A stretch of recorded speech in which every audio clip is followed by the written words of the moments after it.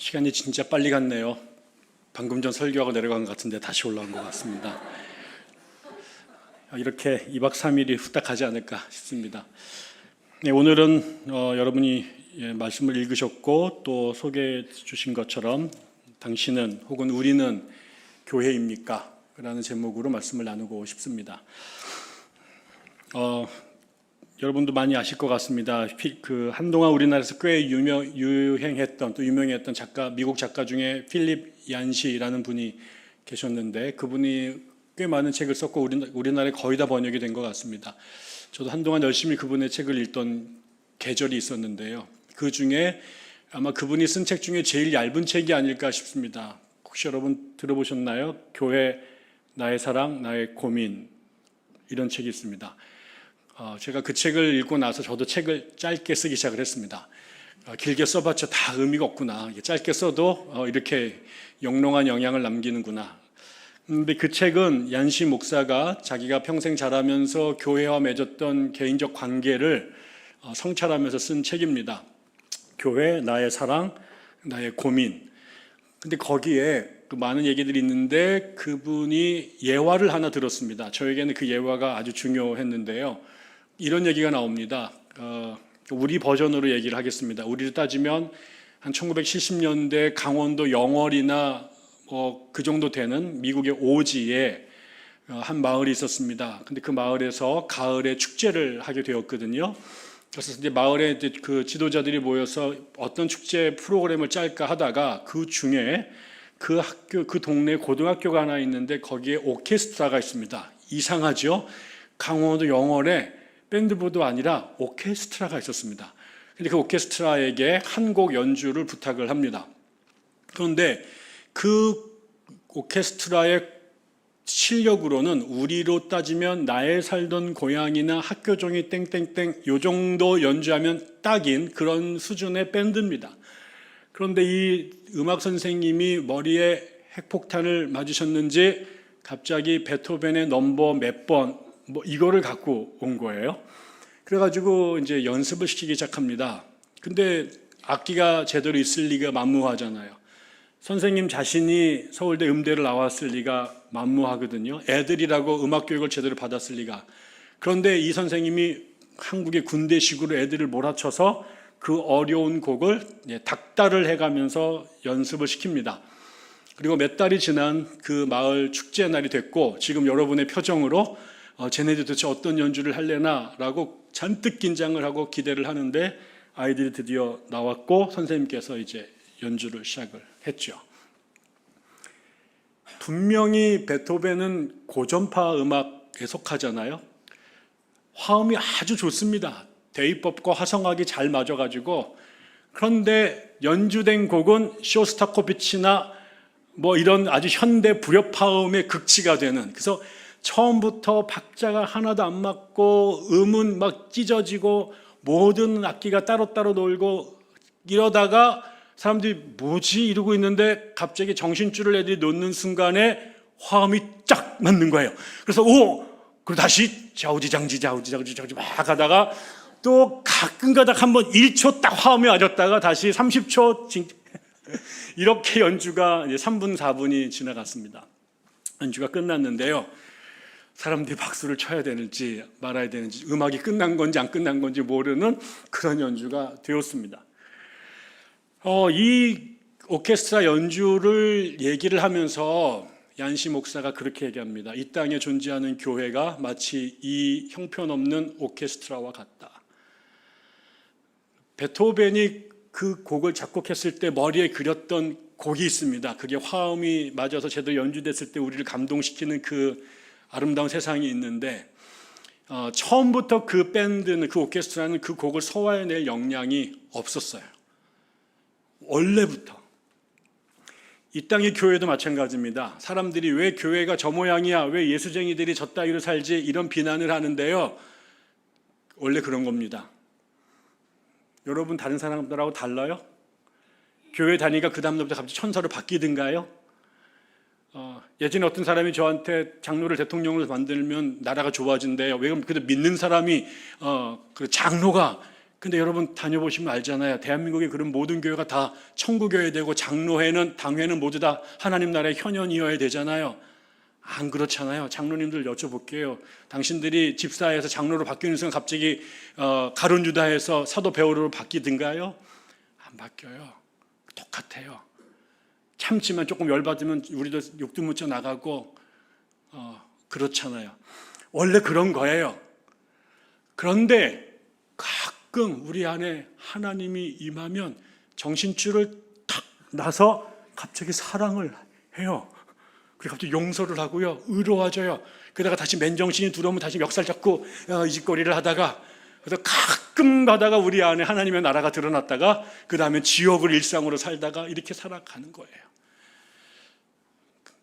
그런데 그렇다면 그럼에도 불구하고 그 악단을 오케스트라를 다 엎어버리고 밴드부를 해체시키지 못하는 이유는 그렇게 형편없는 오케스트라일지라도 그 시골에서 한 번도 베토벤의 클래시컬한 음악을 라이브로 들어본 적이 없는 시골 노인들에게는 이 밴드 오케스트라마저 없다면은 비록 베토벤의 음악을 완벽하게 연주해내지 못하고 3분 중에 1초, 2초밖에 그 음을 제대로 레프리젠테이션 할 수 없음에도 불구하고 그것마저 없으면 이 땅 사람들, 그 동네 사람들은 베토벤의 음악을 한 번도 라이브로 들을 수 있는 유일한 기회를 잃어버린다는 거죠. 이 땅의 교회가 개판이고 엉망진창이고 확 다 불질러버리고 없애버리면 좋을 것 같은 생각이 벌떡벌떡 들다가도 우리가 그렇게 하지 못하는 것은 하나님이 세상을 창조하시면서 이 땅에 드러내고 싶으셨던 당신의 세상을 이 세상 사람들이 그들의 눈과 귀로 순간이나마 볼 수 있는 유일한 기회를 잃어버리기 때문이다. 그래서 때려부시지도 못하고 그 고통의 순간을 견디면서 교회를 어떻게 해보겠다고 몸부림치는 거다. 그래서 교회가 나의 사랑이면서 나의 고민이었다는 거죠.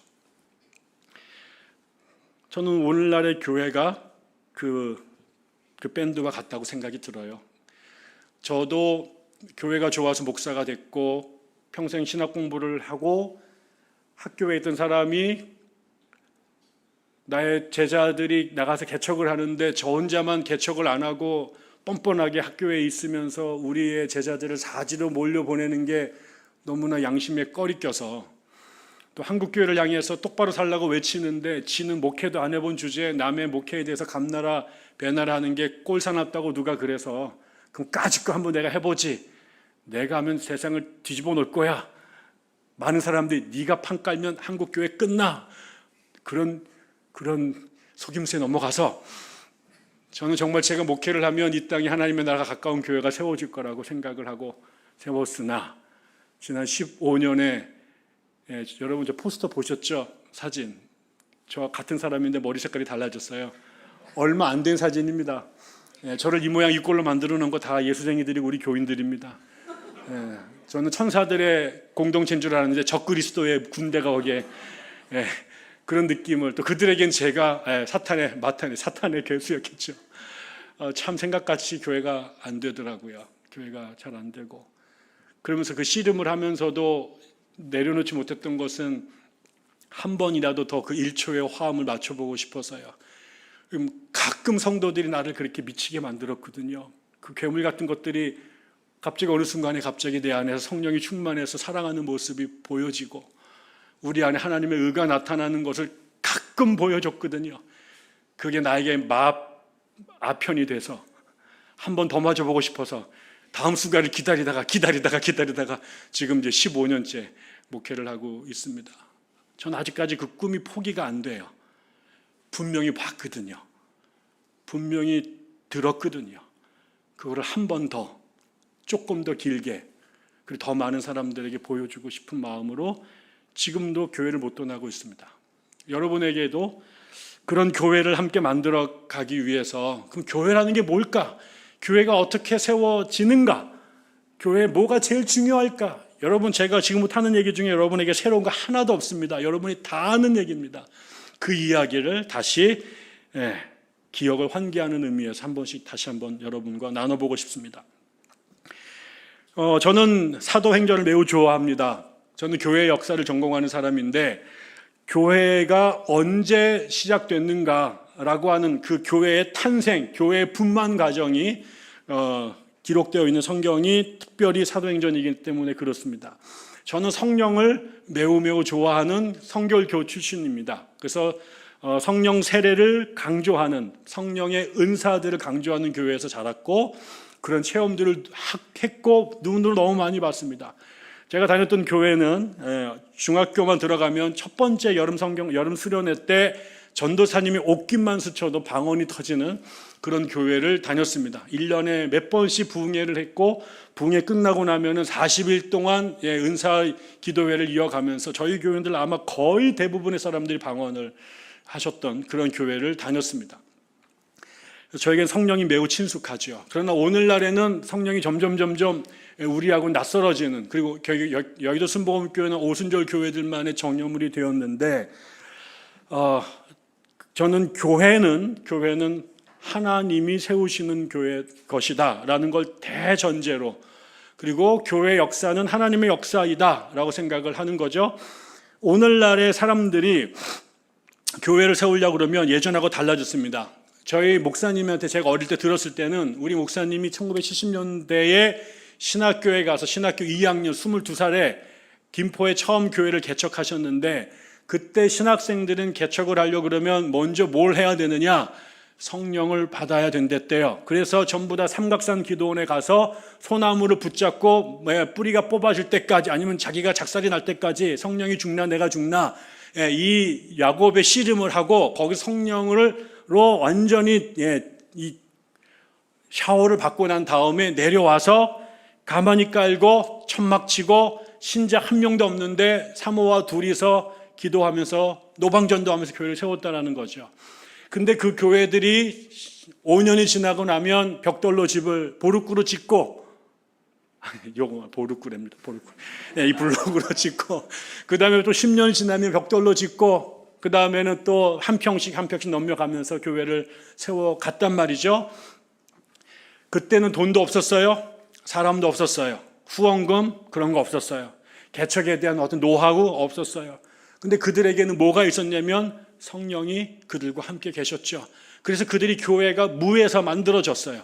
그런데 오늘날에는요, 교회가 신학교에 가면 개척에 대한 전략을 가리킵니다. 어떻게 개척을 준비해야 될지. 그때 개척에 3대 요건이 있죠. 첫째, 담임 목사님 잘 만나야 됩니다.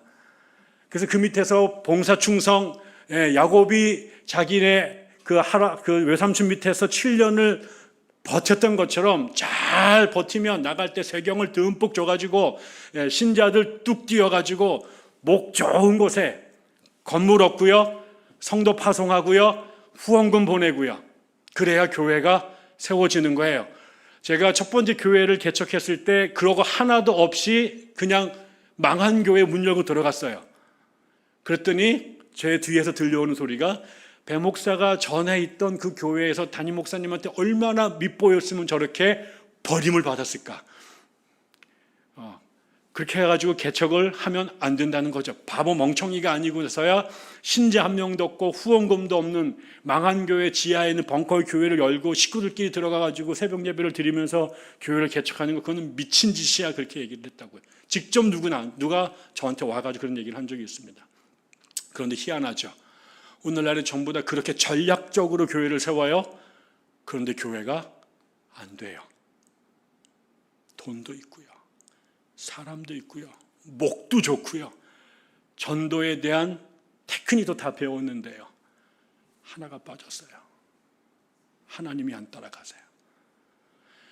교회 왜 가요? 하나님 만나러 가잖아요. 건물 멋있게 졌어요. 사람들 많이 모였어요. 돈 많은 사람, 공부 많이 한 사람, 심지어 정치가들, 그런 사람들 다 같이 모여서 교회를 이루어 갔는데 아무리 기다려도 메인 캐릭터가 안 나타나요. 교회 안에 밥상을 잔뜩 차렸어요. 반찬들이 띠깔나게 좋아요. 근데 아무리 기다려도 메인 디쉬가 안 나와요. 오늘날 대한민국에 수많은 교회들이 있어요. 사람들도 넘쳐나요. 잘난 사람들 정말 많아요. 돈 많은 사람들도 얼마나 그렇게 많은지요. 공부 많이 하는 사람, 밖에 나가서 얻기 힘든 사람 천지예요. 그런데 거기에 성령 하나님이 안 계세요. 제가 한 번은 여의도 순복음교회 생사하는 데 갔습니다. 갔더니 유명한 목사님들 왕창 모이셨어요. 이름만 대면 다 아는 분들하고 밥을 같이 먹었습니다. 좀 있다가 한 분이 딱 이렇게 얘기를 해요. 야, 요즘에 우리 교회에 정세균이가 나와. 우와, 그래? 좋겠다. 옆에 있던 사람이 약간 삐졌어요. 야, 우리 애는 가수 누가 나와? 이야, 이 얘기를 쫙 한 거죠. 그 다음에 또, 야, 우리는 저기 모 기업의 부회장이 나와. 지금 밥 먹는데 계속 그러고 있는 거예요. 저는 그때 개척교회 이제 2년짜리 성도 20명짜리. 제가 이제 옆에서 아무도 우리는 돈 있는 사람도 없어, 유명한 사람도 없어. 전 말할 자격도 안 주어지거든요. 제 옆에서 혼자 찌그러가지고 밥 먹으면서 속으로 병신들. 우리는 아무것도 없는데 임마, 우리는 성령님 나오신다. 제가 그렇게 했어요. 밥 먹으면서. 그 얘기를 차마 입으로는 못하고. 네.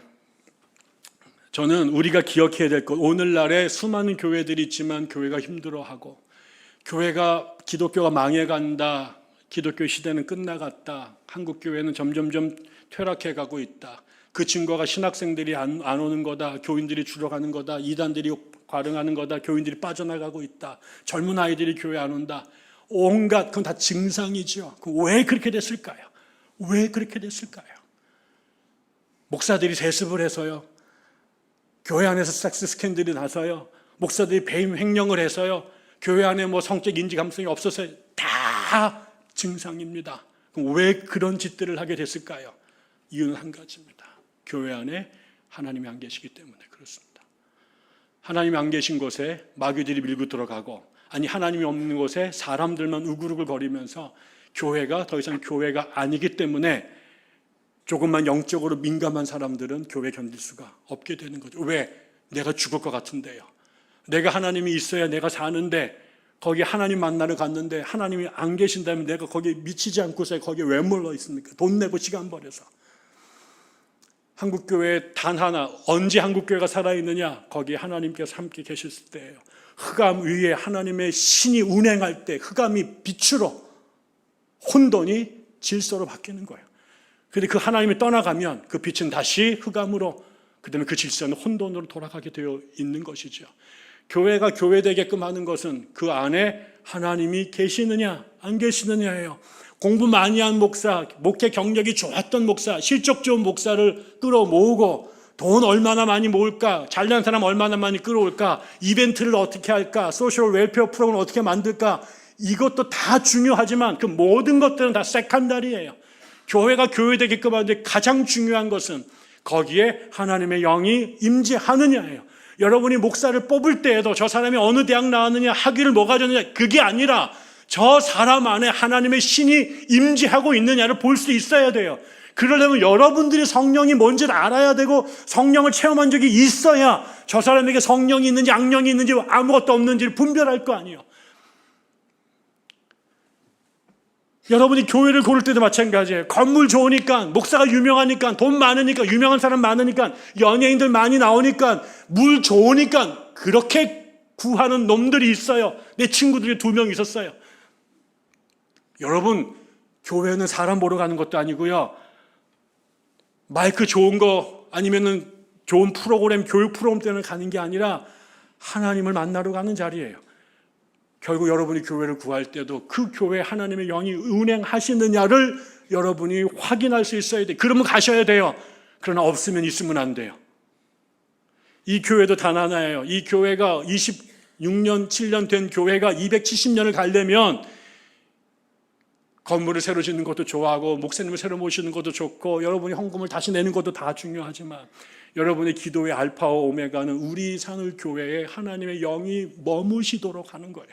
그분이 강림하시도록 만드는 거예요. 여러분의 예배와 여러분의 교제 가운데 여호와의 신이 운행하는 것을 체험할 수 있어야 돼요. 남의 하나님, 책에서 읽은 하나님, 성경에서 읽었던 과거의 역사적 기억으로서의 신이 아니라 지금 나의 심장을 주물럭거리시는 하나님, 내 삶을 창조하시는 하나님, 내 삶을 새롭게 빚어가시는 그 하나님을 경험할 수 있어야 돼요. 그 하나님이 왜 여의도 순복음교회만의 전유물이어야 되고, 오순절 교회, 성령파, 은사교회만의 전유물이 돼야 됩니까? 장로교회는 성령 안 믿어요? 장로교회는 하나님의 교회 아니에요? 성경을 열심히 읽고 신약을 열심히 공부하면 신이 없어도 돼요? 그런 거 아니잖아요.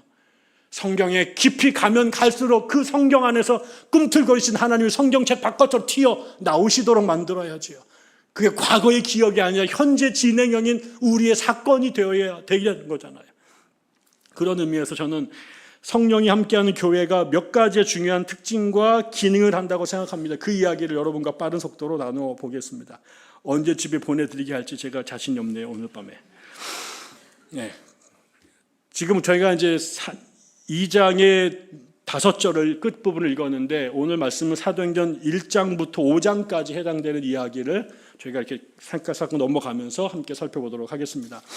첫 번째, 교회는 방언하는 공동체다라는 거예요.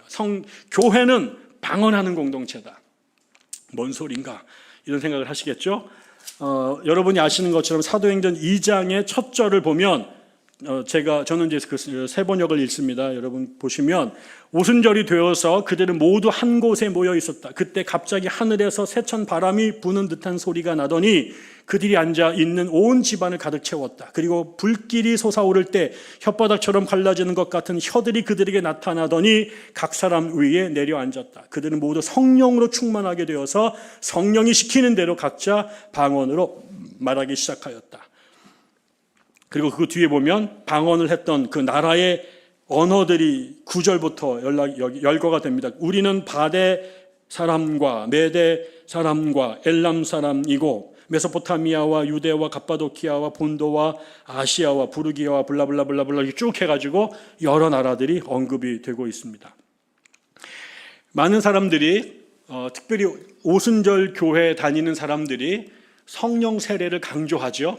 성령 세례를 강조하고 성령 세례는 복음을 전하기 위한 권능을 받는 거다. 그러니까 사도행전 1장 8절에 내가 너희가 성령을 부어줄 텐데 그럼 너희가 권능을 받고 땅끝까지 복음을 내 증인이 될 거다. 이 말씀에 근거해서 주의 증인이 되려면 복음을 전하려면 성령을 받아야 된다. 그 성령의 권능을 받아야 된다.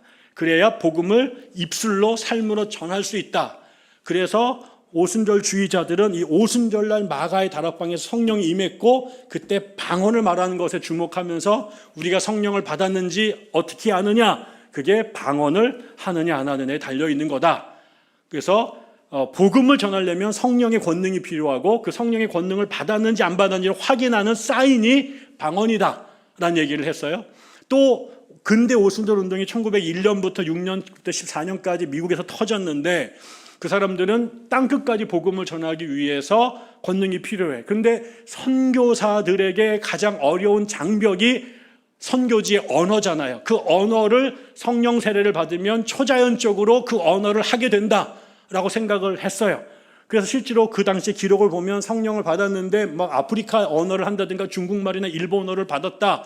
그렇게 해가지고 원웨이 티켓을 들고 일본, 중국, 아프리카를 간 사람들이 정말 있었습니다. 그래서 그거를 제놀레일리아, 성령을 받으면 그 방언이 외국어다. 이런 주장을 여기서 이 사도행전 2장을 근거로 주장을 했죠. 그것 때문에 싸워서 교단이 갈라진 게 성결교회와 오순절 교회입니다. 성결교회는 웃기지만 성령 세례는 방언을 하는 그런 게 아니라 성령 세례를 받으면 사람이 성결하게 되는 거야. 그게 성결교 사람들이었고 노노노노 그게 아니라 성령 세례는 성결이 아니라 권능을 받아서 복음을 전하는 거야. 그 증거가 방언이야. 이거 갖고 싸움을 해서 미국에서 교단이 갈라졌습니다. 1960년대에 서울신학대학교에 입학하려고 그러면 그 사람이 방언을 말하면 입학이 불허했습니다. 우린 방언 인정 안 해. 그래서 여의도 순복음교회를 세운 최자실 목사님이 원래 성결교 이성복 목사님께 은혜를 받고 신학교를 가려고 했는데 이성복 목사님이 너 서울신학대학교 가면은 잘려. 그러니까는 거기 방언하는 데가 그게 이제 순복음 신학교에 가서 저 여의도 순복음교회가 성결교회가 아니라 순복음교회가 된 거죠. 그때 카운셀링을 잘했어야 되는 건데 뭐 그거는 이제 뿅을 친 사람이 있습니다.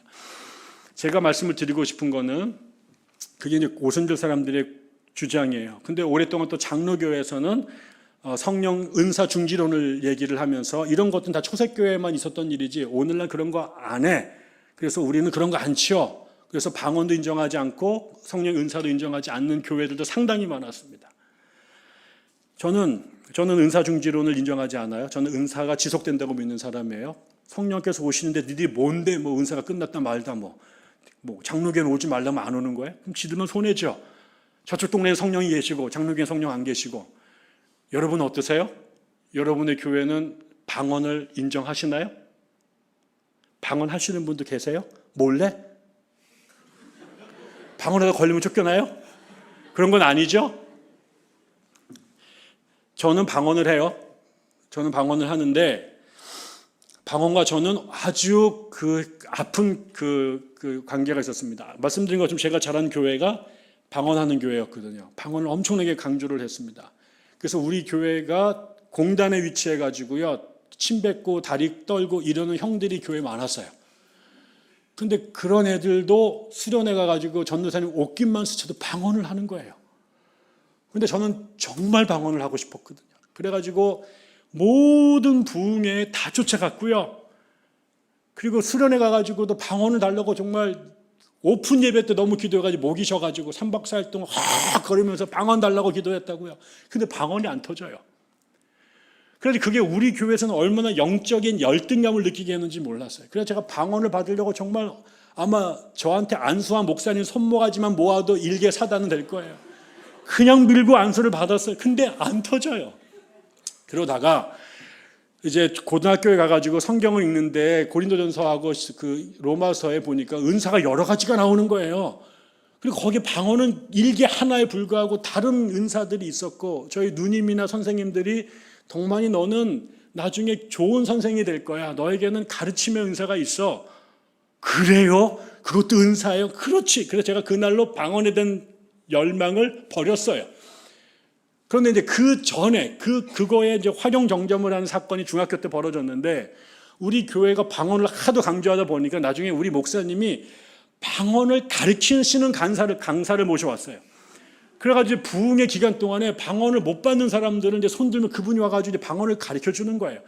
근데 저도 이제 방언이 안 되니까 또 가가지고 제가 이제 막 방언 달라고 기도하는데 그분이 이제 오셔가지고 나한테 귀에 대대고, 학생 방언을 받고 싶나? 예, 방언 주세요. 했더니 따라하게. 네. 했더니 브라사브리가 그러는 거야. 제가 이게 들어왔어요. 그래서 브라사브리가 막 했죠. 좀 지났는데 이분이 오늘 방언 받은 사람들 손 들어보세요. 그러는 거예요. 근데 아무도 손을 안 들어요.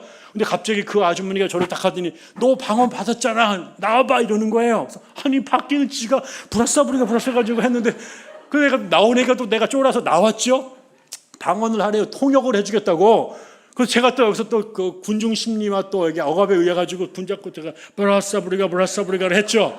근데 이분이 옆에서 통역을 하시는 거예요. 그래서 이 아이가 지금 주의 종이 되겠다고 헌신을 한다는 것을 내가 스톱! 그래서 이거랑 아무런 관계가 없는데, 저는 이미 집이 너무 가난해가지고 공고 나와가지고 돈을 벌어야 되기를 운명이 결정돼 있었는데, 그럼 신학교를 가면 이거는 돈을 누가 될 거예요. 그래서 내가 난 또 성질도 더럽고 막 입맛도 까다롭고 제가 내가 목사 안 된다 이랬는데, 아무튼 내가 이 바닥이 이런 메커니즘으로 돌아가는구나. 가리키고 뭐 지들끼리 짜고 치고 방언한다고 통역한다고 그러고. 그래서 제가 여기에 약간 환멸이 왔는데 이제 그 고린도전서를 읽고 방언 때려 쳐버렸죠. 세월이 지났어요. 그리고 한참 지나서 제가 공부를 마치고 와서 대전에서 교회를 세웠는데, 제가 아현성결교회에서 전도사와 청년부 담당 교육자를 했었거든요. 근데 거기서 전화가 왔어요. SOS를 지금 아현성결교회의 중고등부에 담배 귀신이 들어왔다. 그래서 고3부터 담배를 피기 시작해서 중학교 2학년 놈들까지 담배를 남자 놈들이 피는데, 목사님께서 오셔서 이번에 아현교회 중고등부 담배 귀신들 때려잡아 주셔야 된다. 그래서 저기 강화도에 있는 수련원에 간다고 저한테 내가 다 죽인다 기다려라. 그리고 이제 갔어요. 갔는데 한 50명이 애들 모였는데, 남자 놈들이 여기다 다 귀 밑에를 붙이고 있는 거예요. 그건 저놈들은 걸어다니면서도 멀미를 하나 보다. 근데 알고 보니까 그게 이제 금연하는 게 또 있다고 그러더라고요.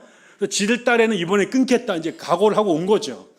그래서 가만히 보니까 거기에 오야붕이 하나 있어요. 거기 고등학교 2학년 놈인데 깍두기 머리 딱 하고 딱 봐도 싸움 엄청 잘하게 생긴 애가 있는데, 이 놈이 괴수예요.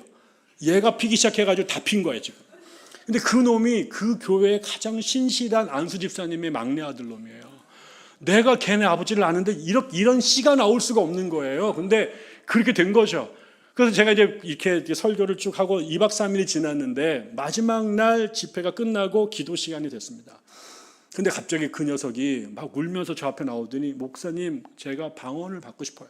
제가 방언을 하면 하나님의 살아계심을 알 것 같아요. 저를 위해서 기도해 주세요. 그러는 거야. 내가 속으로 야, 이 새끼야, 나도 방언을 못해. 근데 내가 널 어떻게 도와줘? 그래서 제가 너무 이제 화가 나기도 안타깝기도 하고, 제가 이제 하나님한테, 하나님, 저는 방언 안 받아도 괜찮아요. 이미 목사도 됐고 교수도 됐고 박사도 됐어요. 저는 안 줘도 잘 믿을 거예요. 근데 이놈의 새끼는 필요한 것 같아요. 그러니까 얘를 위해서 좀 주세요. 그리고 얘를 끌어안고 30분 정도 막 울며 정말 간신하게 기도를 했습니다. 얘가 방언을 받았을까요? 안 받았을까요? 받아줘야 되잖아요. 그 정도 해야지만 이게 얘기가 되잖아요. 근데 이게 방언이 안 터진 거예요. 당연히 나 같은 놈이 기도하는데 방언이 될 리가 없잖아요. 그런데 좀 있다가 이제 얘 빵 셔티를 하는 애가 있습니다. 교회 안 다니는데 형님이 오시니까 가방 들고 따라온 그 양아치가 하나 있는데, 걔가 일어나더니 내가 혀가 돌아갔어요. 그래서 제가 하나님, 번개가 잘못 떨어졌습니다 지금. 근데 그게 저한테 되게 큰 도전이 됐습니다. 저는 방언을 안 해도 상관이 없는데 내가 그런 체험을 한 적이 없으니까 목회를 할 수가 없잖아요. 이런 문제를 와서 우는 아이들한테 내가 뭐라고 해줄 말이 없는 거예요. 돌아와가지고 저희 교인이 6명밖에 없었는데 그 청년들만 6명 있었습니다. 걔네들 데리고 교회에서 일주일 동안 집회를 했습니다. 매일 저녁에. 방언을 받고 싶어서요. 그래서 제가 1시간 동안 설교하고 1시간 동안 애들하고 손잡고 기도를 했는데 나흘이 지나서 제가 방언이 터졌어요. 저는 그래서 방언을 하고 방언의 유익도 알고 방언이 중요하다는 것도 인정해요. 그런데 과연 사도행전 2장에서 말한 성령이 불같이 임해서 각기 다른 방언으로 말하게 된 그 사건이 지금처럼 브라사브리가나 랄랄랄랄라나 이 언어적 발화 현상이 전부일까? 그 얘기를 하는 걸까? 이거에 대해서는 고민이 있어요. 방언도 언어예요. 그래서 보통 방언을 그리스 말로 하나는 제놀레일리아, 어떤 거는 그다음에 글라솔레일리아, 이 두 개로 나눠요. 글라솔레일리아는 unknown language, 무슨 말인지 모르는 소리다 이런 뜻이고, 제놀레일리아는 foreign language예요. 영어를 한다거나 독일을 하는 것처럼.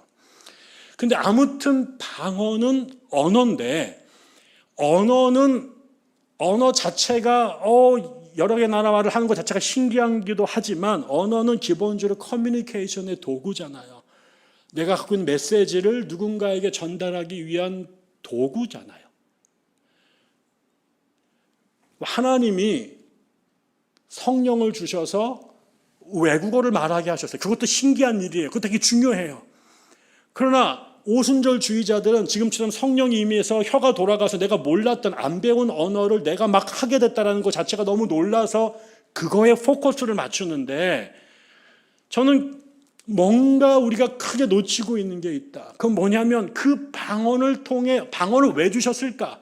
그거는 방언을 통해 전하고 싶은 하나님의 메시지가 있었기 때문일 거다. 여기에서도 성령이 임해서 각기 다른 방언으로 말하기 시작했대요. 내가 하던 내가 아니라 그 주체가 성령이 되셔서 성령이 자기가 하고 싶은 얘기를 우리의 혀로 말하게 하신 거예요. 근데 그럼 성령이 그들의 언어를 통해 무슨 얘기를 했을까? 근데 그때가 6월절이라 유대인들 중에 디아스포라 유대인들이요, 전 세계를 흩어져 살던 500년, 600년 동안 흩어져 살던 사람들이 피는 여전히 유대인들인데 다른 문화에 살다가 언어가 다 바뀌어졌어요. 누구는 그리스어, 누구는 페르시아어, 누구는 아람어. 얘네들이 지금 6월절날 유대 성전에 모였는데 돌아다니는데 겉으로 보면 다 유대인들이에요. 근데 그 사람들이 전부 다 언어가 달라요. 그래서 서로 말을 해도 못 통해요. 근데 그 사람들이 지금 예수님의 120명의 제자가 오순절 마가의 다락방에서 기도하다가 방언이 터졌어요. 그래서 무슨 말로 막 떠들어댔는데 지나가는 사람들이 들었거든요. 근데 그 다 외국에서 지금 뭐 여기 파르티아로부터 페르시아 막 온 애들이 각자 자기들의 귀에, 분명히 예수의 제자들은 아람어를 쓰는 애들인데 얘네들이 갑자기 파르티의 언어로, 로마의 언어로, 슬라브의 언어로 말을 하는 걸 들은 거예요. 그래서 놀랐어요. 어떻게 얘네들이 배우지 않은 우리의 말을 할까? 근데 여기에 두 가지로 이해할 수 있어요. 하나는 이 120명의 사람들이 성령에 의해서 안 배웠던 1번은 영어, 2번은 일어, 3번은 중국어, 4번은 홍콩어 이렇게 120개 디퍼런트 랭귀지를 했을 수도 있고요. 아니면 이 사람들은 각자 자기네 나라 말로 아람어로 얘기를 했는데 지나가던 사람들의 귀에 그들의 언어로 들렸을 수도 있어요. 마치 유엔 총회 가면 대통령이 한국말로 연설을 했는데 뒤에 앉아있는 모든 사람들이 그 통역기를 통해서 자신의 언어로 들리는 것처럼요. 어떤 건지 모르겠는데요. 아무튼 중요한 거는 외국어로 얘기를 했고 그거를 사람들이 알아들었다라는 거예요. 그런데 처음에 얘네들이 어떻게 안 배운 언어를 하지? 그것 때문에 놀란 게 아니라요. 12장 11절에 보면 우리는 이 사람들이 방언하는 걸 소리를 듣고 외국어 하네 그것 때문에 놀란 게 아니라 그것도 놀랬겠지만 더 놀라운 거는 우리는 저들이 하나님의 큰 일들을 방언으로 말하는 것을 듣고 있어. 사람들은 모두 놀라 어쩔 줄 몰라서 이게 도대체 어찌된 일이요 하면서 서로 말하였다. 그런데 더러는 조롱하면서 그들이 새술에 취하였다라고 말한 사람이 있었다. 무슨 얘기예요? 사람들이 지나가다가 자기의 각자의 언어로 뭔 얘기를 들었어요. 근데 그 들은 이야기의 반응이 한쪽 사람들은 아침부터 술 먹고 햇소리하고 있네 라고 욕을 했고요. 한쪽의 사람들은 이거 어떻게 하지? 어떻게 이런 일이? 그러면서 가슴을 치면서 다리가 풀려서 털썩 주저앉았어요. 근데 그들이 왜 놀랐냐면 그들의 귀에 들었어요. 머리로 외국어가 아니라 그 외국어로 전해진 메시지를 들었어요. 그 메시지가 뭐예요? 우리는 저들이 하나님의 큰 일을 말하는 것을 들었다. The wonder of God. 하나님이 행하신 경이로운 일. 그럼 그게 뭘까요? 하나님이 행하신 경이로운 일, 그게 무엇이었길래 그 소리를 들은 순간 한쪽에서는 아침부터 술 먹고 햇소리 한다고 비판을 하고 한쪽에서는 이 일을 어찌할꼬 하고 망연자실했을까? 많은 사람 다시 말하지만 혀가 돌아가서 브라사브리가를 말한 것도 귀한 일이에요. 그런데 그거보다 더 중요하고 우리가 주목해야 될 것은 그 브라사브리가를 통해서 하나님이 무슨 메시지들을 저들에게 선포했길래 저들이 저렇게 난리가 났을까? 하나님이 행하신 그 큰 일이라는 게 뭘까? 우리가 하나님이 이 일을 하셨기 때문에 우리가 하나님을 하나님이라고 부르는 거예요.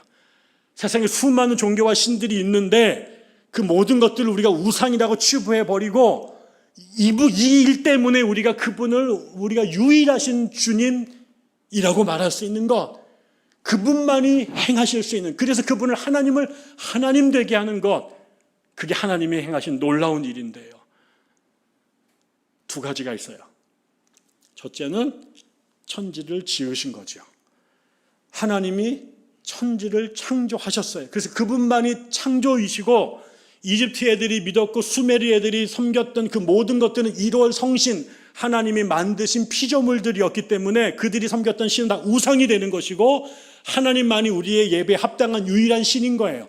근데 하나님이 천지를 지으셨다. 이게 하나님이 행하신 가장 위대한 일인데 여기에서 하나님이 천지를 창조하셨어라는 걸 방언으로 말했더니 그 6월절날 전 세계에서 그 성지순례를 올 만큼 신실한 유대인들이 아침부터 술 먹고 햇소리하네 라고 말했을까요? 하나님이 천지 창조하셔서 바라 엘로힘 그랬더니 우와 어떡하지 하고 자빠졌을까요? 그럴 일은 없죠. 그럼 하나님의 천지 창조에 준하는 두 번째, 그건 뭘까? 그게 36절이에요. 2장 36절에 뭐라고 나와요? 그러므로 이스라엘 온 집안은 확실히 알아두십시오. 하나님께서는 여러분이 십자가에 못 박은 이 예수를 주님과 그리스도가 되게 하셨습니다. 방언을 듣고 사람들이 놀라며 뒤로 자빠져가지고 막 망연자실하자 베드로와 12사도가 일어났습니다. 그리고 베드로가 요엘서 2장 그 다음에 시편의 말씀들을 인용하면서 성경을 쭉 풀어가고 그거의 결론으로 말한 게 36절이에요. 그런즉 너희들이 알지니 너희들이 죽였던 십자가에 달아 죽였던 나사렛 예수를 하나님께서 우리의 주와 그리스도가 되게 하셨다. 너희들이 잡아 죽였던 예수, 얼마 전에 신성 모독이라고 너희가 십자가에 죽였던 그 예수가 다름 아닌 우리가 그토록 오매벌망 기다려왔던 우리의 메시아다. 예수가 메시아다. Jesus is our Christ. 이 메시지, 가스펠, 예수가 우리의 구주시다. 예수가 우리의 메시아다라고 하는 이 복음, 이 캐리그마, 예수를 메시아로 만든 것은 하나님이 천지를 창조하신 것과 더불어 하나님이 이 땅에 행하신 가장 위대하고 경이로운 두 가지의 사건입니다. 사람들에게 말도 안 되는, 내가 아는 마리아와 목자 요셉의 자식인 그놈이 어떻게 하나님이요 메시아여 우리의 구주인가 라고 아무도 못 믿었는데, 그래서 그들이 죽였는데 그를 다시 살려내 우리의 주와 그리스도가 되게 하신 것, 그것은 하나님이 인류를 위해 천지를 창조하신 것의 두 번째, 인류에 행하신 가장 위대한 일인 거죠. 예수가 메시아다라고 하는 바로 이 캐리그마, 이 캐리그마를 하나님께서 사람으로서는 결코 이해할 수도 없고 용납할 수도 없고, 말했다가는 스데반처럼 돌 맞아 죽을 수밖에 없는 이 비밀의 사실을 성령이 임재해서, 나는 모르는데, 나는 못하는데 하나님이 내 혀를 붙잡으셔서 성령이 나의 입술을 통해 Jesus is the Christ 라고 선포하셨던 것, 이것이 성령이 우리의 혀를 붙잡아 선포하고 말하게 하시는 방언이에요. 랄랄라는 하면 좋아요. 그러나 안 해도 괜찮아요. 방언 못한다고 구원 못 받는 것도 아니고 영적으로 밀리는 것도 아니에요.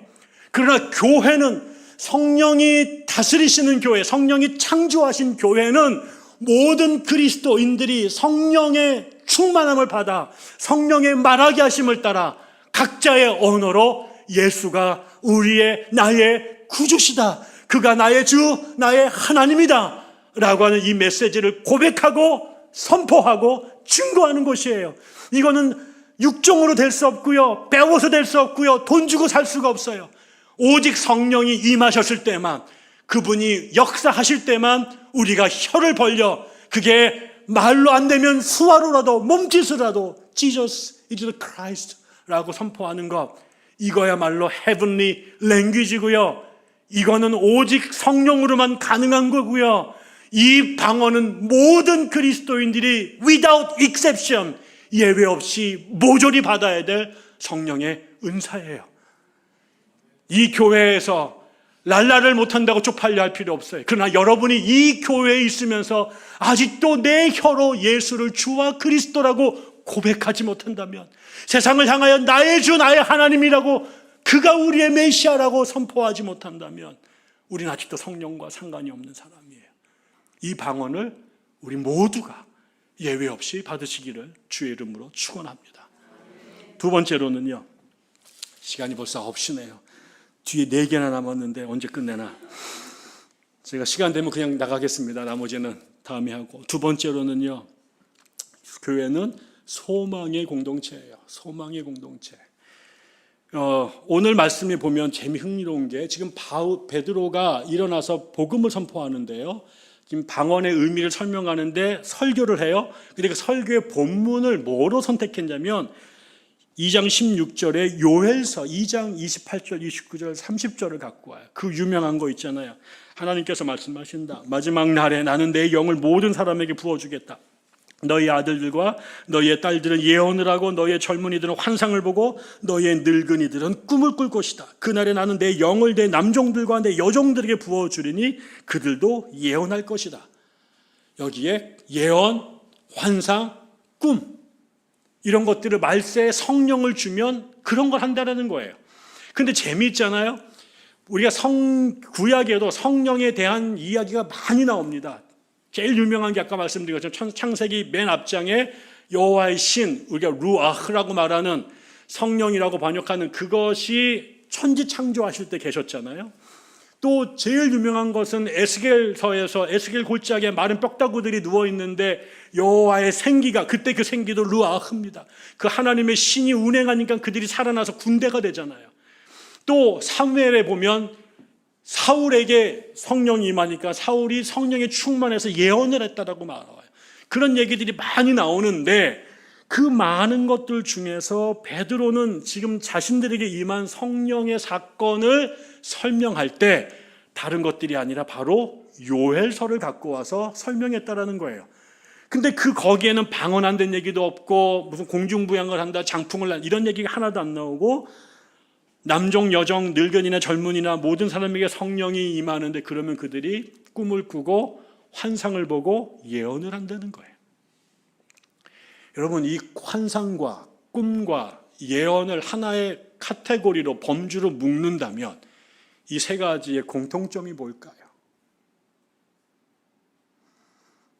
나도 이런 질문하는 목사들이 제일 꼴보기 싫었어요. 지만 알고 있는 답을 물어놓고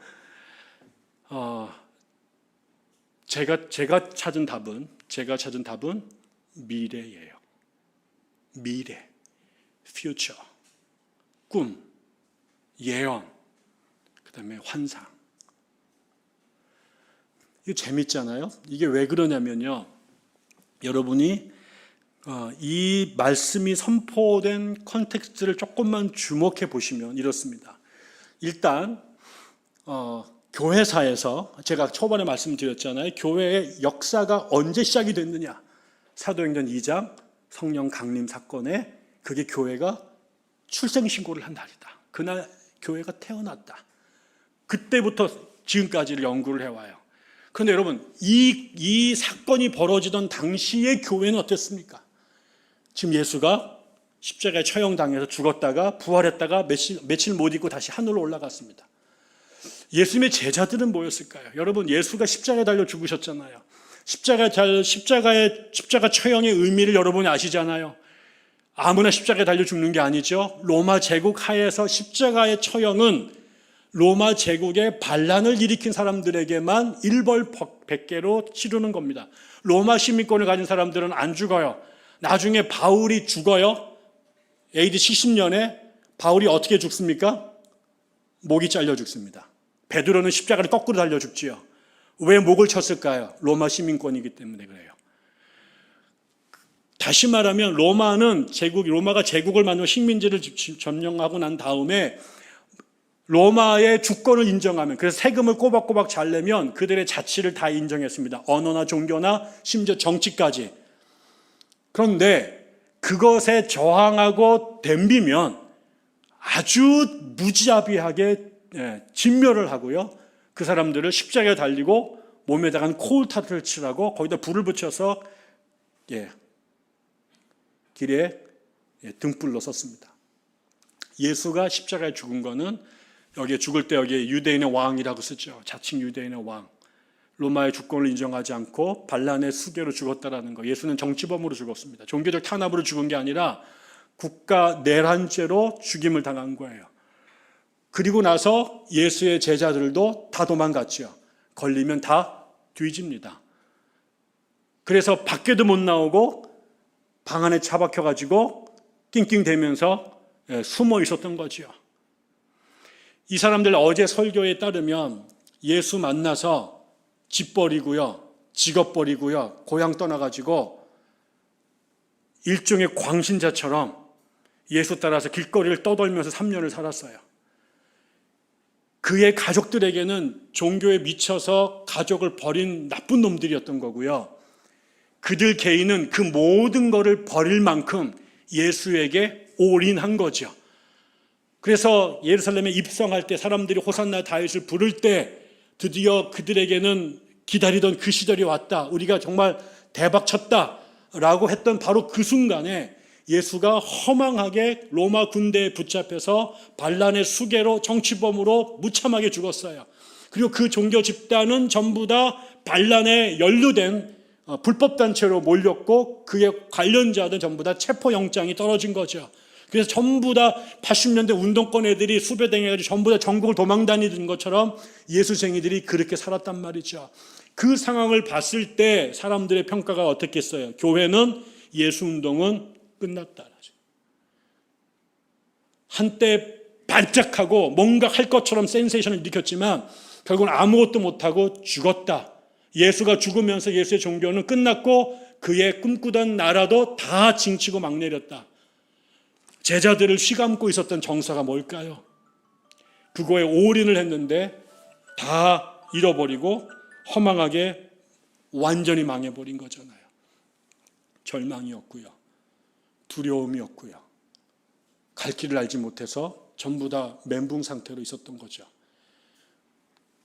바로 그 순간에 성령이 오셨어요.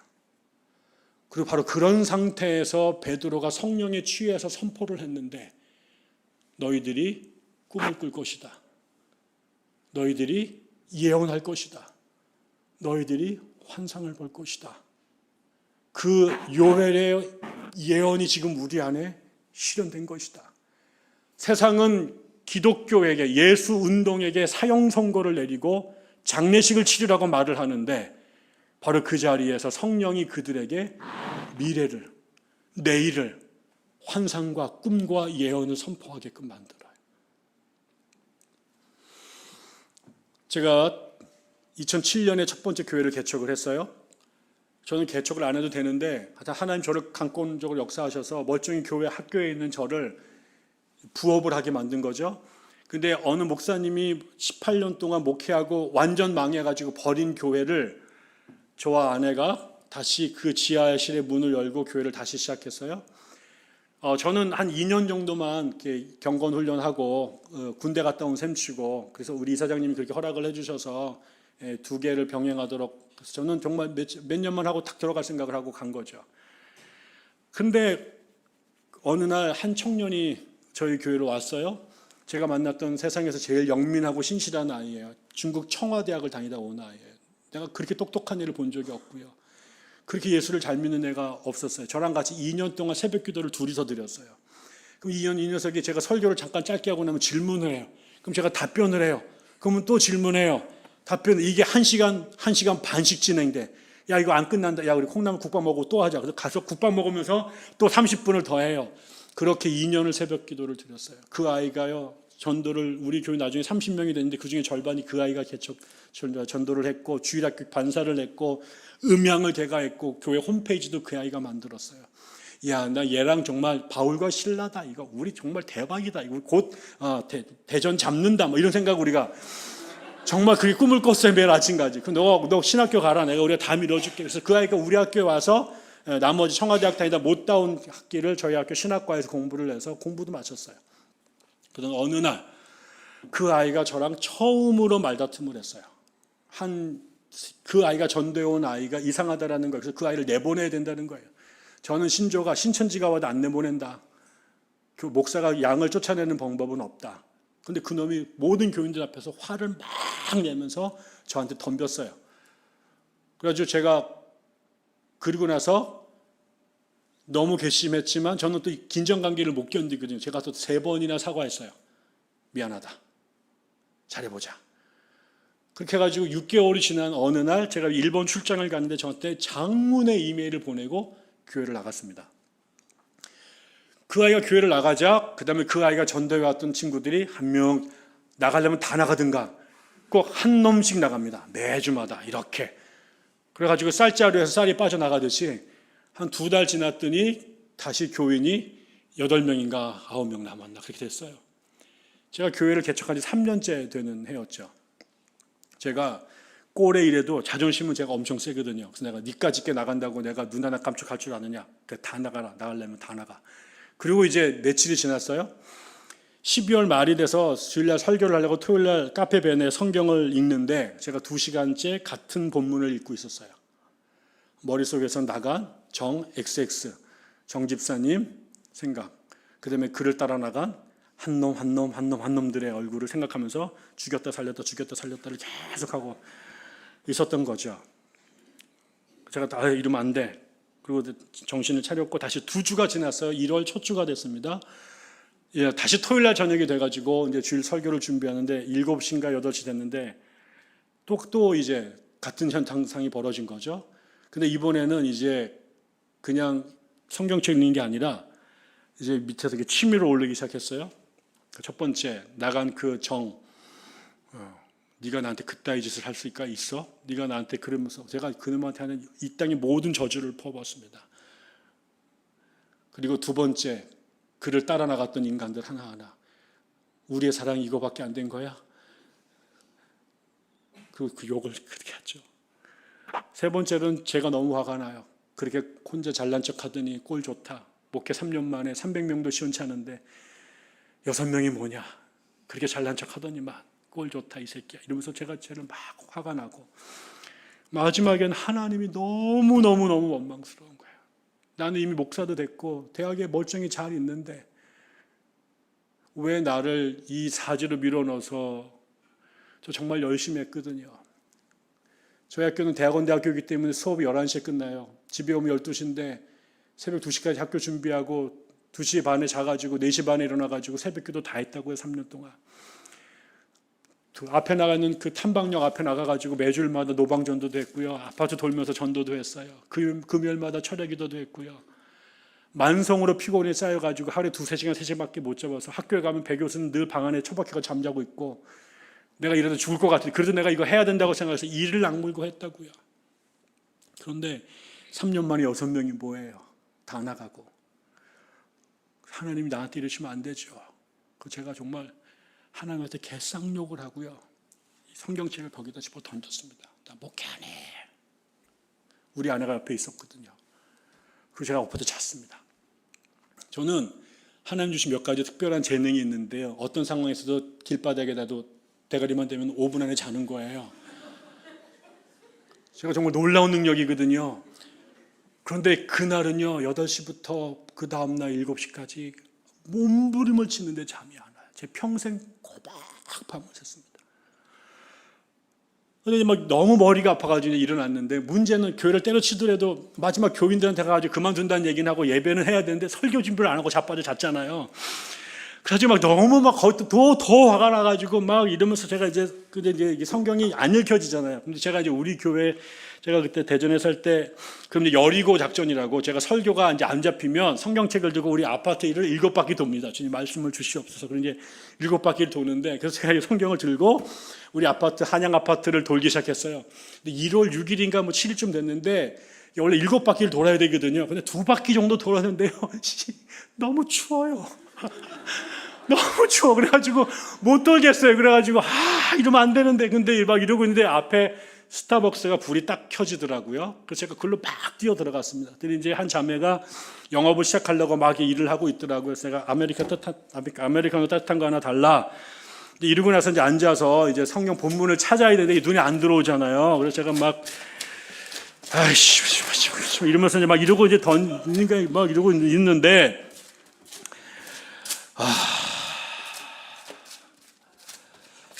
이러고 있는데 뭐가 툭 나왔어요. 여호수아 1장이 딱 펼쳐진 거예요. 근데 거기에 첫 줄에 정집사가 나간 후에 이렇게 보였어요. 그럴 리가 없는데 정집사가 이렇게 보니까 정집사가 나간 후에가 아니라 이제 모세가 죽은 후에 이렇게 되어 있더라고요. 그래서 내가 정신 차려 지금 이제 그래서 제가 이제 그 정신이 들어와서 이제 여호수아 1장을 이제 읽기 시작을 했습니다, 여러분. 여러분 읽어보시면 알잖아요. 여호수아 1장이 모세가 죽어가지고 한 번도 리더가 된 적이 없었던 여호수아가 처음으로 리더가 됐는데 저는 모세가 개인적으로 간암으로 죽었다고 확신하는 사람이거든요. 이스라엘 민족이 하도 속썩여가지고 간이 썩어가지고 그 불세출에 모세도 감당 못한 놈들이 이스라엘 인종들이잖아요. 그리고 모세가 못한 게 가나안 건너편에 이스라엘 정복이잖아요. 근데 이스라엘을 잡아먹었던 놈들이 그대로 시퍼렇게 살아있고 그 인간들 데리고 요단강을 건너가는 일을 여호수아에게 하나님이 주신 거예요. 그때 여호수아의 심정이 어땠을까? 정말 오줌을 지렸을 것 같아요. 내가 어떻게 그 일을. 두려움과 공포가, 근심이 그의 하체를 흔들어 놨을 거라고요. 그런 여호수아에게 주님이 나타나셔서 같은 이야기를 계속 반복합니다. 놀라지 마라. 두려워 말라. 내가 너와 함께함이라. 놀라지 마라. 두려워 말라. 내가 너와 함께합니다. 이 말씀이 제 귀에 덕만아 놀라지 마라. 두려워 말라. 놀라지 마라. 두려워 말라. 내가 너와 함께함이라. 내가 너와 함께함이라. 정집사 나갔다고 쫄지 마라. 그놈이 교회 만든 거 아니다. 그 교회 내 교회다. 내가 너와 함께할 거다. 내가 너와 함께할 거다. 내가 너와 함께할 거다. 두려워하지 말고 좌나 우로나 쳐다보지 말고 이 율법을 붙잡고 주야로 그 물잡을 붙잡고 앞으로 따라나가라. 말씀만 붙잡아라. 이게 제 귀에 정말 메가폰을 갖고 제 귀에 대는 것처럼 들리기 시작했습니다. 정말로요. 제 눈물이 펑 터졌습니다. 그리고 그 안에서 제가 우리 아버지가 죽어도 안 울어가지고 욕 뒤지게 먹은 놈이거든요. 근데 제가 그날 아침에 그 스타벅스에서 정말 엉엉 울었습니다. 악을 막 치면서. 제가 두려웠던 거죠. 정집사가 나가는데요. 제가 마이크를 켤 줄 모르더라고요. 그 아이가 다 한 거예요. 저는 거기 올라가서 정말 숟가락 하나 얹혀놓고 목회한 거예요. 그놈 나가면서 사람들 빠져나갈 때 내가 전도한 사람이 아니라 남이 갖다 놓은 사람들 데리고 목회했던 것이고 내 실체라고 하는 게 성도 6명, 3년 만에 성도 6명밖에 안 되는데 그거 데리고 다시 시작하려니까 제가 무서웠던 거예요. 근데 그거 인정하기 싫어가지고요. 욕하고 버틴 거죠. 근데 그날 하나님이 저에게 동만아 놀라지 마라. 두려워 말라. 그거를 제 귀에 대고 수천 번, 수만 번을 반복하시는 걸 들으면서 제가 정말 너무너무 많이 울었습니다. 하나님 감사합니다. 다시 시작하겠습니다. 처음부터 다시 시작하겠습니다. 제가 지난 시간 동안 교회를 개척하면서 제가 제 학위, 내 지식, 내 인기, 내 말빨 그거 갖고 목회했던 거 사실이거든요.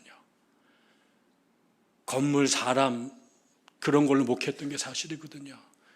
내가 사람 의지해서 목회했던 게 사실이거든요. 하나님 빼놓고. 근데 그날 하나님이 저에게 찾아오신 거죠. 콧물과 눈물이 범벅이 돼가지고요. 커피를 붙잡고 막 울었습니다. 그 방에 여자아이가 얼마나 무서웠을까요? 그날 그 방에 저 혼자밖에 없었는데. 제가 그날 그리고 일어나서 교회로 달려갔습니다. 그리고 여호수아 1장 8절을 처음으로 플랜카드로 만들어서 붙였습니다. 본질을 추구하는 교회. 하나님, 제가 다시는 목회를 그만둔다는 얘기 안 하겠습니다. 당신이 쫓아내실 때까지 매 시간을 마지막이라 생각하고 피를 토하듯이 설교하겠습니다. 하나님 저를 도와주십시오. 아무도 의지하지 않겠습니다. 돈 달라는 얘기도 안 할 것이고 사람들 우리 교회 오라는 얘기도 하지 않을 것이고 내가 억지로 하는 일 안 하겠습니다. 그리고 교회를 옮겼고요. 8명을 데리고 교회를 옮겼고 제가 그리고 나서 5년을 그 교회에 더 있었습니다. 나올 때까지 저희 교인이 60명이 됐습니다. 60명은 여러분 교회 구역만도 못한 교회일지 모르지만 그 60명이 한 명 한 명이 전부 다 살아계신 하나님의 증거였습니다. 그리고 제가 기독연구원 느헤미야에서 초청이 와서 저를 불렀을 때 저희 교인들이 축복하면서 목사님 선교사로 파송한다고 저를 서울로 보내줬습니다. 그 교회는 저를 밑에 도왔던 저희 전도사님이 승계하셔서 지금 8년째 그 어려운 교회를 지금도 이끌고 가고 계십니다. 교회는 세상 사람들 모두가 끝났다고 말하는 시간에 더 이상의 우리에게는 내일이 없고 미래가 없다고 말하는 그 순간에 여전히 우리에게 내일을 노래하게 하고 내일의 꿈을 꾸게 하고 그래서 세상 사람들에게는 끝났다고 말하는 그 시간이 성령 안에서는 창조의 첫날이 되는 그런 것이 교회입니다.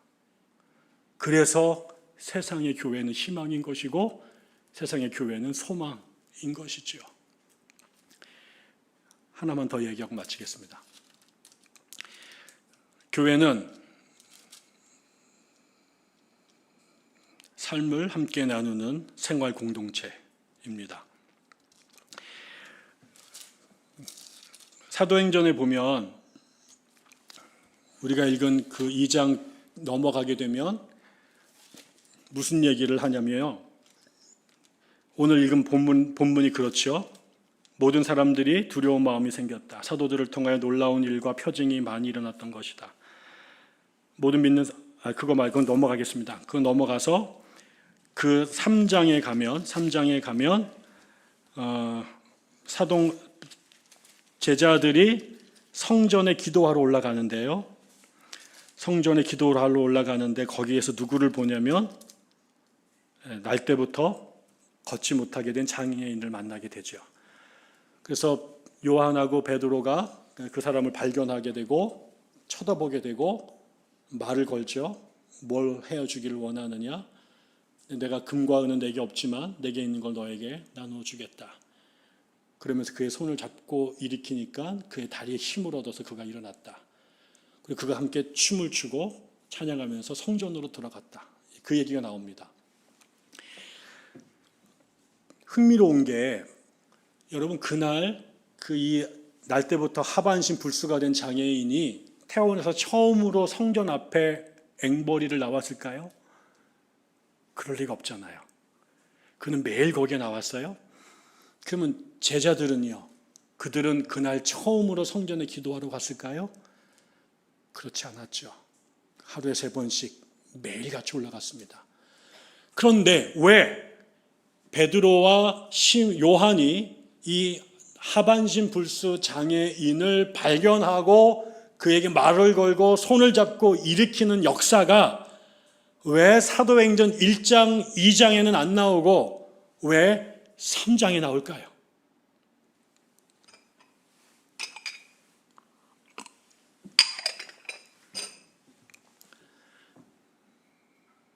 왜 사도행전 2장에서 제자들이 성령을 경험하기 전에는 왜 이 이야기가 안 나왔을까요? 성령이 세운 교회의 3번째 특징은요. 교회 담장에 있는 이 사람들이 보이기 시작하는 것입니다. 성령 받기 전에는 안 보였어요. 거기 있었어요. 분명히. 매일 지나갔어요. 안 보였어요. 다 기도하러 바빴기 때문에 갔던 거죠. 강도 만난 자들이 여리고로 내려가던 그 유대인이 강도 만나서 자빠져 넘어졌는데 레위인과 제사장들이 다 지나가잖아요. 있지만 눈에 들어왔지만 의미 있는 존재가 되지 못해요. 그에게는 예배당이 지금 가야 될 비즈니스가 훨씬 더 중요하기 때문에 이 사람이 자빠져 넘어져 죽어가는 것이 나에게 중요한 문제가 되지 않아요. 근데 성령이 임해서 그대의 혀가 하나님이 원하시는 말을 하는 사람이 됐을 뿐만 아니라 성령이 임하자 이제 그의 눈이 자기의 눈이 아니라 하나님의 눈으로 바뀌어요. 내가 보고 싶었던 것만 가려보던 나의 눈에 성령이 임재하시자 하나님이 세상을 보는 눈으로 내 눈이 바뀌어요. 하나님이 근본 하나님과 동체이시나 자기가 동등됨을 취할 것을 여기지 않고 자기를 비워 종의 형체로 죄인의 몸으로 이 땅에 내려오셨던 예수, 그 예수가 우리에게 내려오자 우리의 그동안의 우리의 육신의 눈으로, 우리의 계급의 눈으로, 내가 사는 동네의 눈으로, 내 학문과 종교의 눈으로 바라보던 가려서 선별해 보이던 세상, 거기에 놓쳤던 구석에 있는 그 사람들이 이제 예수의 눈으로 성령에 의해서 보이기 시작해요. 그래서 한 번도 보이지 않았던 사람이 눈에 걸리기 시작하고요. 그래서 한 번도 말을 걸어본 적이 없었던 남이었던 사람, 그것이었던 사람, 호모사케리였던 사람이 나에게 의미 있는 꽃이 되기 시작해서 가서 그의 이름을 부르고 내게 있는 가장 중요한 것, 여러분에게 쓰다 남은 그것이 아니라요. 금도 없어요. 은도 없어요. 그래서 남은 랩도 오버를 준 게 아니라 내게 있는 가장 귀한 것, 내 평생에 부르다 죽을 그 이름, 내가 다시 살게 된 나의 생명의 근원이신 나사렛 예수, 그분을 그에게 동량을 원하는 깡통에 예수 그리스도를 담아줘요. 돈 몇 푼 집어 던지는 그런 존재가 아니라요. 돈 주기 싫어서 립서비스하는 종교인들이 아니라요. 금으로도 은으로도 살 수 없고 금으로도 은으로도 해결할 수 없는 그의 삶에 그에게 가장 중요한 것, 그는 지금 동전 몇 개로 오늘 점심 한 끼 때우고 술 한잔 마시는 걸로 끝날 수 있을지 모르지만 그랬던 그에게 베드로가 준 것은 그에게 생명이었던 예수의 이름이에요.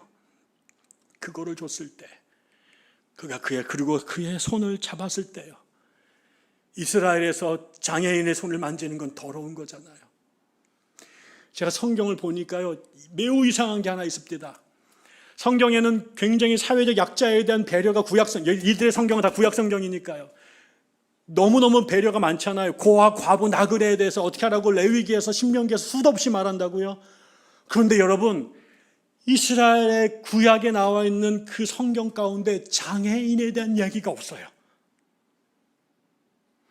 심지어 여러분, 예루살렘 사람들은 성전에 제물을 바칠 때 그 제물에 흠이 있으면 드리면 돼요, 안 돼요? 제사장이 몸에 장애가 있으면 제사장이 됩니까, 못 됩니까? 안 돼요. 그 사회에서 다리가 작살이 난 사람이 태어나가지고 뱀처럼 배로 바닥을 기어다니는 사람은 저주받은 놈 중에 저주받은 놈들이에요. 그래서 이스라엘 사람들, 남들 하루에 3번씩 꼬박꼬박 들어가 찬양과 영광을 돌리는 그 성전에 한 번도 못 들어가고 그 문 밖에서 바닥에서 동냥이나 하고 엎어져 있는 거예요. 같은 이스라엘로 태어났지만 이스라엘로 대접받지 못하고요, 그들에게만 독점적으로 주었던 특권이었던 하나님의 성전에서 예배드리는 자리에 함께하지 못하고 완전히 버림받은 인간 쓰레기 호모사케르. 그래서 누구도 눈길 주지 않았고 옷깃을 스칠까 봐 징그러워했던 그를 예수의 눈으로 붙잡힌 그가 가서 그를 잡아요. 그 순간에 하나님이 일하십니다. 그 순간에 그가 일어나요. 그리고 한 번도 들어가 보지 못했던 그 성전에 들어가서 함께 찬양하면서 예배하는 거죠. 성령을 받은 것은 방언을 할 수도 있고요, 랄랄라를 할 수도 있어요.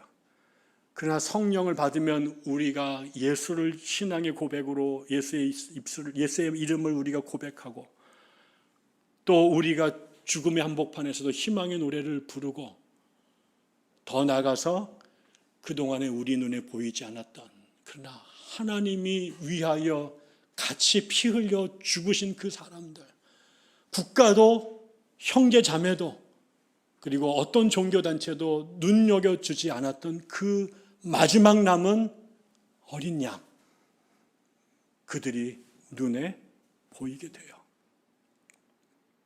어제 말씀드린 것처럼 본 이상 돌릴 수 없고요, 찾아가서 그 더러운 손을 붙잡게 되고요. 그래서 내가 그의 더러움으로 내가 더러워지는 게 아니라 내 안에 계신 성령이 그를 예루살렘 성전에 있었던 이사야의 더러운 입술을 성전 숯불로 지져 그 입술을 경건하고 거룩하게 만드는 것처럼 인간의 쓰레기로 태어나 바닥을 벗벗기던 그 죄인 중에 죄인 그를 하나님께서 다시 만지셔서 새롭게 창조하시는 구속의 역사가 성령의 교회를 통해 나타나게 되는 거죠. 그래서 성령에 있는 사람들 눈에는 이 땅에 어떤 사람도 차별될 수 없고 어떤 사람도 배제될 수 없고, 이 세상 사람들이 온갖 이유로 가지쳐서 성전 밖으로 내밀었던 존재들을 다시 하나씩 구속애가 찾아 하나님의 전에 백성으로 끌어와 여기에서 새로운 생명으로 거듭나도록 만드는 창조의 공동체가 되는 것이지요. 한국 교회가 그랬습니다. 고아들을 찾아갔고요, 창녀들을 찾아갔고요, 첩들을 찾아갔고요, 상놈들을 찾아갔고요, 노예들을 찾아가 그에게 예수를 전해줬고, 그의 손에 붙들린 사람들이 일어나 예배당으로 나와 그 예배당에서 거듭나고 치료된 사람들이 결국 시대를 치료하고 민족을 치료해서 이 땅에 하나님의 나라를 이루어 갔던 것이고, 그 사건을 본 사람들이 사방팔방에서 그곳에 함께하기 위해 등짐을 지고 달려나와 엎드려 예배했던 했던 것이죠. 이 교회가 성령의 공동체가 되기를 주의 이름으로 축원합니다. 사람의 많고 적음의 문제가 아니라 우리가 어떤 유명한 사람들이 얼마나 많은 돈이 모여 있는 게가 아니라 이 교회 안에 하나님의 영이 계시도록 오순절 마가의 다락방에 모였던 성도들처럼 그 하나님의 영이 우리 교회에 임해야 달라고 여러분이 목숨을 내걸고 기도하셔야 됩니다. 기도하지 않는 교회에서 어찌 성령을 체험할 수 있으며 기도한 적이 없는 사람들에게 하나님의 영광을 어떻게 경험할 수 있겠습니까? 여러분이 살 길은 하나님이 여러분에게 오시는 것이고 그 하나님으로 채워지는 것이고 그 하나님의 말하게 하심을 따라 말하는 것이고 그 하나님 보게 하심을 따라 보게 하는 것이고 그분이 보내심에 따라 그 발로 걸어 다니는 것입니다. 그래서 여러분이 하나님의 사람, 성령 충만한 사람, 그 성령 충만한 사람들을 모인 성령 충만한 교회, 그 교회가 죽어가는 여러분을 살리고 삼본을 살리고 대한민국 교회를 살리고 이 시대를 살리는 그 폭탄의 점화점, 발화점이 될 것입니다. 여러분이 바꾸는 건 아닙니다. 여러분은 아무것도 아닐 수 있습니다. 그러나 여러분 위에 하나님의 영이 임하시면 여러분이 이 세상의 구원의 도구로 쓰임받을 것입니다. 늙어도 꿈을 꿀 것입니다. 젊어도 환상을 볼 것입니다. 여러분 모두가 하나님의 입술이 되어 생명의 말씀이 사라진 세상을 향하여 나에게 가장 소중한 그 이름, 우리를 살릴 유일한 그분의 이름을 세상에 증거하고 선포하고 역사하도록 만드는 주의 도구가 될 것입니다. 삼본교회가 그런 성령의 교회가 되기를 주의 이름으로 다시 한번 간곡하게 축원합니다. 기도하겠습니다.